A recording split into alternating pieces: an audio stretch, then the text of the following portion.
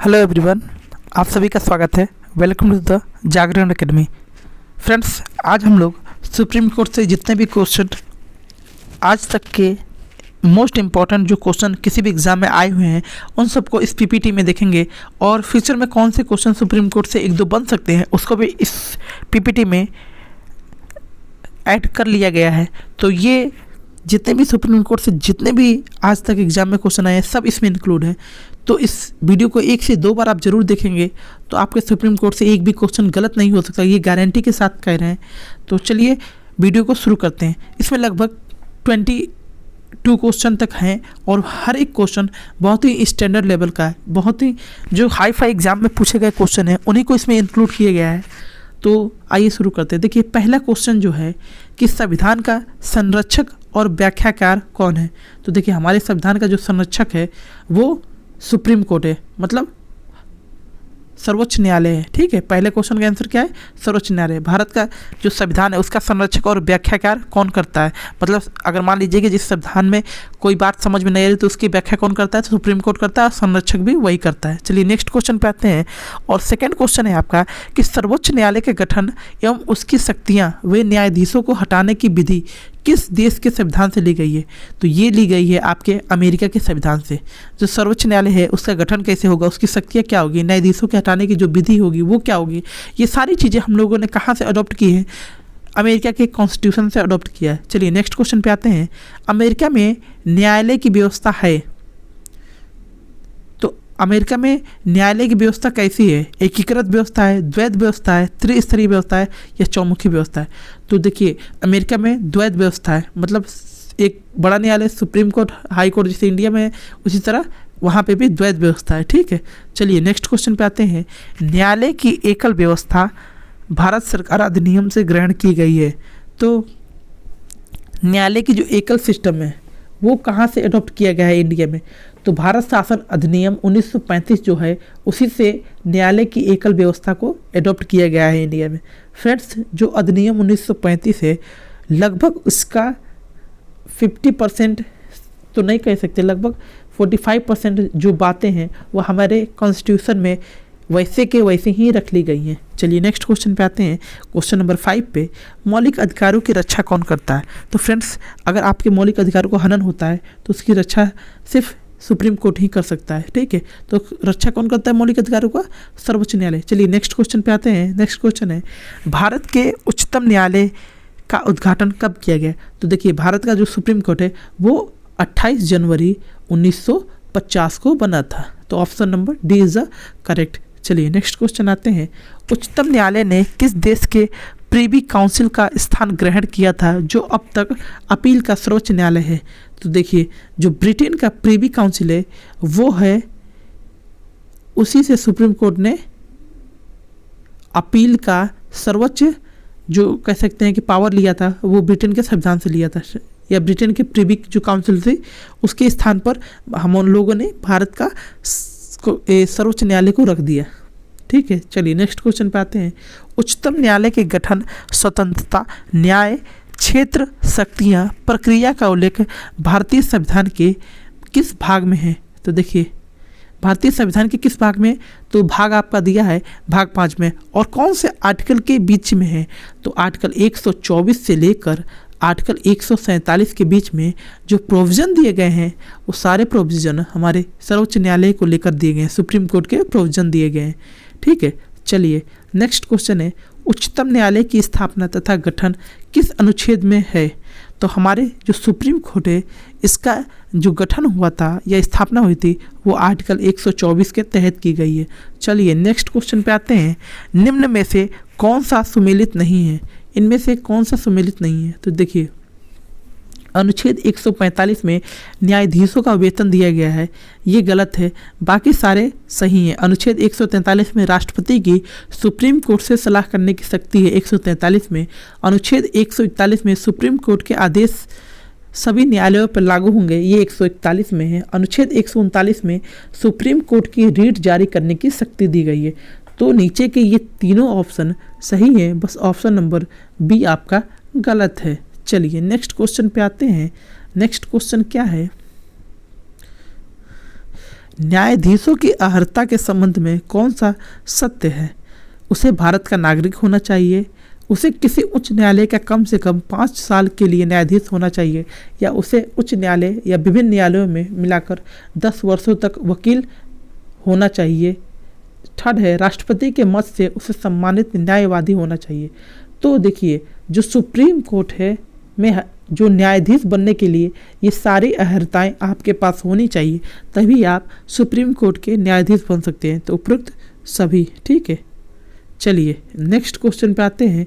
मुख्य न्यायाधीशों की नियुक्ति कौन करता है? तो भारत का जो राष्ट्रपति होता है वो मुख्य न्यायाधीशों की नियुक्ति करता है। तो president of India supreme court के जज की नियुक्ति करते हैं। चलिए नेक्स्ट क्वेश्चन आते हैं। नेक्स्ट क्वेश्चन है, न्यायाधीशों की नियुक्ति के लिए न्यूनतम आयु कितनी है? तो इनमें से कोई नहीं है, ठीक है। जो 25 वर्ष या 60 वर्ष या 35 वर्ष, इनमें से कोई प्रोविज़न नहीं दिया गया है कि न्यायाधीशों की नियुक्ति के समय आयु कितनी होनी चाहिए, ठीक है। इसका कोई प्रोविज़न नहीं दिया है। चलिए नेक्स्ट, क्योंकि सुप्रीम कोर्ट में जो जज नियुक्त होते हैं वो सीनियरिटी के बेस पे होते हैं, कौन जज सीनियर है उसके बेस पर नियुक्त किए जाते हैं। चलिए नेक्स्ट क्वेश्चन पे आते हैं। न्यायाधीशों का कार्यकाल कितने वर्ष का होता है? तो देखिए, न्यायाधीशों का कार्यकाल कितने वर्ष का होता है, इसमें 3 स्टेटमेंट दिया है और आपको बताना है कि कौन सा सही है। देखिए, वो 65 वर्ष की आयु तक पद पर बना रह सकता है, बिल्कुल सही है। जब तक उसकी आयु 65 वर्ष नहीं हो जाती उसे हटाया नहीं जा सकता है। हाँ, कुछ कारणों से उसे हटाया जा सकता है, पर 65 वर्ष तक अपने पद पर बना रह सकता है। पहला स्टेटमेंट सही है। दूसरा क्या है, वह राष्ट्रपति को लिखित त्यागपत्र दे सकता है। जी बिल्कुल, जब सुप्रीम कोर्ट के जज को मन करता है त्यागपत्र देने का तो राष्ट्रपति को त्यागपत्र लिख के अपने पद से हट सकता है। नेक्स्ट है, संसद की सिफारिश पर राष्ट्रपति द्वारा उसे पद से हटाया जाना है। ये भी बिल्कुल सही है कि अगर संसद को लगता है कि सुप्रीम कोर्ट का जज उस लायक नहीं है तो संसद उसे हटाने के लिए राष्ट्रपति को पत्र लिख सकती है। तो सारी बातें सही हैं, इसलिए option number D is the correct. ऊपर के सारे स्टेटमेंट सही है। चलिए नेक्स्ट क्वेश्चन पे आते हैं। उच्चतम न्यायालय के न्यायाधीशों को हटाया जा सकता है। तो उच्चतम न्यायालय के न्यायाधीशों को एक ही आदमी हटा सकता है, वो है प्रेसिडेंट ऑफ इंडिया। भारत के राष्ट्रपति हटा सकते हैं, राष्ट्रपति द्वारा हटाया जा सकता है। चलिए नेक्स्ट क्वेश्चन पे आते हैं। उच्चतम न्यायालय के न्यायाधीशों को उसके पद से हटाने के लिए कितने सदस्यों का समर्थन प्राप्त होना चाहिए? तो लगभग 2/3 सदस्य हैं। अगर उनका समर्थन प्राप्त हो आपको तो आप सुप्रीम कोर्ट के जज को हटा सकते हैं, ठीक है। चलिए नेक्स्ट क्वेश्चन पे आते हैं। कौन सा अनुच्छेद सर्वोच्च न्यायालय को अभिलेख न्यायालय का स्थान प्रदान करता है? तो देखिए, आर्टिकल 129 है। आर्टिकल 129 ये कहता है कि सर्वोच्च न्यायालय में जो भी कामकाज होंगे उनका एक लिखित दस्तावेज होगा, इसीलिए उसे अभिलेखीय न्यायालय भी कहते हैं। ये किस में प्रोविजन दिया है? अभिलेख न्यायालय के स्थान प्राप्त है आर्टिकल 129 में। चलिए नेक्स्ट क्वेश्चन पाते हैं। संविधान के किस भाग में उच्चतम न्यायालय के गठन, स्वतंत्रता आदि का उल्लेख है? तो ऊपर एक क्वेश्चन था जिसमें आर्टिकल 124 से लेके 147 तक का के बीच में जितने भी प्रोविजन आते हैं वो सुप्रीम कोर्ट से रिलेटेड है, और वो कौन सा भाग था? तो भाग 5 था। तो देखिए वही क्वेश्चन आ गया। चलिए नेक्स्ट क्वेश्चन है, सर्वोच्च न्यायालय के जजों का वेतन किससे आहरित होता है, मतलब कहाँ से आता है? तो कंसोलिडेटेड फंड है इंडिया में, कंसोलिडेटेड फंड ऑफ इंडिया से भारत के राष्ट्रपति, सर्वोच्च न्यायालय के न्यायाधीशों का वेतन वहीं से आता है। कंसोलिडेटेड फंड ऑफ इंडिया से मिलता है उनको वेतन, ठीक है। चलिए नेक्स्ट क्वेश्चन पे आते हैं। इस समय उच्चतम न्यायालय में कुल कितने सदस्य हैं? तो देखिए, इस समय उच्चतम न्यायालय में 34 जज हैं। 33 + 1, ये 1 जो जज है ये CJI है, मुख्य न्यायाधीश, और बाकी जो है 33 वो न्यायाधीश है। चलिए नेक्स्ट क्वेश्चन पे आते हैं। उच्चतम न्यायालय में न्यायाधीशों की संख्या में वृद्धि करने का अधिकार किसके पास है? तो उच्चतम न्यायालय में न्यायाधीशों की संख्या बढ़ाई जा सकती है, घटाई जा सकती है, इसकी पावर हमारे पार्लियामेंट के पास है, मतलब संसद के पास है, ठीक है। फ्रेंड्स, ये आपके लगभग क्वेश्चन देख रहे हैं कि आपके क्वेश्चन जो हैं कितने इंपॉर्टेंट है और कितने अच्छे लेवल के क्वेश्चन इसमें दिए गए हैं। नेक्स्ट है, फरवरी 2009 में केंद्र सरकार ने उच्चतम न्यायालय में कुल न्यायाधीशों की संख्या 26 से बढ़ाकर कितनी कर दी? तो देखिए 2009 में एक अमेंडमेंट हुआ था और 26 जजों को बढ़ाकर 31 जज को कर दिया गया है, ठीक है। चलिए नेक्स्ट क्वेश्चन आते हैं।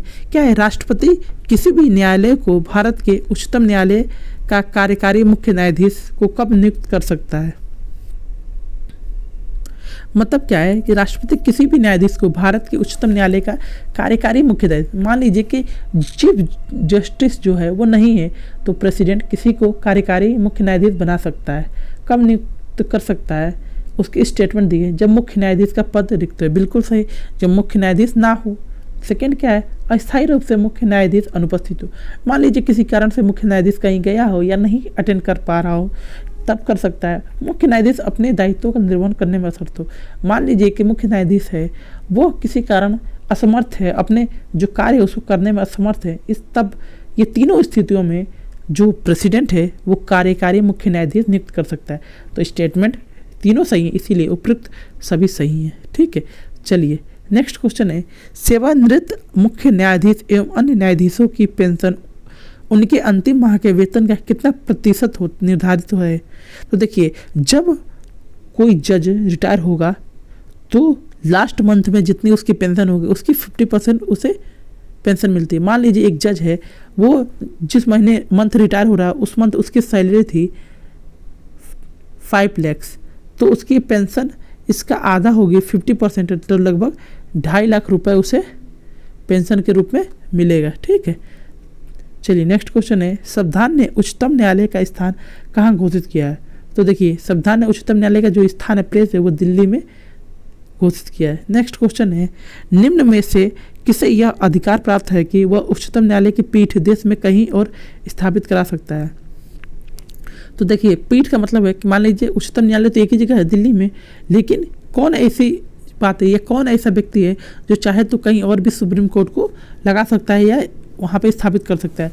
देखिए, सुप्रीम कोर्ट के मुख्य न्यायाधीश को यह अधिकार प्राप्त है कि वो राष्ट्रपति से पूर्व अनुमति लेकर, मतलब मान लीजिए कि चीफ जस्टिस चाहता है कि कहीं और भी सुप्रीम कोर्ट की एक ब्रांच होनी चाहिए, तो वो राष्ट्रपति से अनुमति लेगा और वहाँ पे पीठ खोल सकता है, स्थापित कर सकता है। ठीक है, चलिए नेक्स्ट क्वेश्चन पे आते हैं 27 पे। सर्वोच्च न्यायालय ने संविधान की आधारभूत संरचना बेसिक स्ट्रक्चर की घोषणा किस मामले में की थी?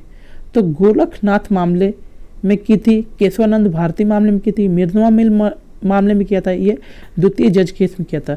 तो वेरी वेरी इंपॉर्टेंट ये क्वेश्चन है, लगभग कम से कम 10 से 15 बार अच्छे एग्जाम में पूछा जाता है कि बेसिक स्ट्रक्चर का जो प्रोविज़न है किस का एक केस में आया था, कब आया था? तो देखिए, केशवानंद भारती बनाम भारत संघ एक केस था और ये केस हुआ था 1976 में। इसमें लगभग 11 जजों की पीठ ने, इसमें जो 11 जज बचे हुए थे उन्होंने इसमें जो कह सकते हैं कि आज तक की सबसे बड़े जज जो हैं या कह सकते हैं बेंच है वो बैठी थी और उसने फैसला दिया था आधारभूत संरचना का जो बेसिक स्ट्रक्चर का जो कॉन्सेप्ट है वो केशवानंद भारती बनाम भारत संघ मामले में आया। तो इसका आंसर नंबर बी करेक्ट है। चलिए नेक्स्ट क्वेश्चन पे आते हैं, जनहित याचिका कहाँ दायर की जा सकती है? तो देखिए, जनहित याचिका सर्वोच्च न्यायालय में दाखिल की जा सकती है, जिसे PIL कहते हैं, पब्लिक इंटरेस्ट लिटिगेशन, इसे ही जनहित याचिका कहते हैं। नेक्स्ट क्वेश्चन है, यदि राष्ट्रपति और उपराष्ट्रपति अनुपस्थित हों तो भारत के राष्ट्रपति पद को कौन संभालता है? देखिए, जब भी प्रेसिडेंट और वाइस प्रेसिडेंट अनुपस्थित हैं तो भारत का जो CGI होता है, सुप्रीम कोर्ट का जो CGI होता है, वो उस पद को संभालता है। चलिए नेक्स्ट क्वेश्चन पे आते हैं, भारत के प्रथम मुख्य न्यायाधीश कौन थे? तो H.J. कनिया जो थे वो भारत के प्रथम मुख्य न्यायाधीश थे। फ्रेंड्स, तो ये थे आपके सुप्रीम कोर्ट से रिलेटेड जितने भी क्वेश्चन हैं अभी तक और जितने भी क्वेश्चन फ्यूचर में बन सकते हैं वो सारे क्वेश्चन इसमें इंक्लूड थे। आई होप ये वीडियो आपको पसंद आया होगा और आप चैनल पर नए हैं तो चैनल को ज़रूर सब्सक्राइब कीजिए ताकि आप ऐसे ही वीडियो आपको मिल सके। इससे रिलेटेड कई सारे टॉपिक से रिलेटेड MCQ फॉर्म में इस चैनल पर वीडियो पड़ी हैं, जैसे कि लोकसभा, संसद, जो प्रेसिडेंट, वाइस प्रेसिडेंट और सुप्रीम कोर्ट, ऐसे हिस्ट्री के MCQ सारे वीडियो इस चैनल पे उपलब्ध हैं। आप चाहें तो डिस्क्रिप्शन में लिंक इनकी पड़ी होगी, आप जाके देख सकते हैं। और चैनल पे नए आए तो चैनल को ज़रूर सब्सक्राइब कीजिएगा क्योंकि ऐसे ही वीडियो आपको इस चैनल पे मिलते हैं और मोस्ट इम्पॉर्टेंट क्वेश्चन जो एग्ज़ाम में आए हुए हैं या आ सकते हैं उनकी सीरीज यहाँ पे होती है। तो चलिए मिलते हैं नेक्स्ट वीडियो में, जब तक के लिए आप रिवीजन करते रहिए। धन्यवाद।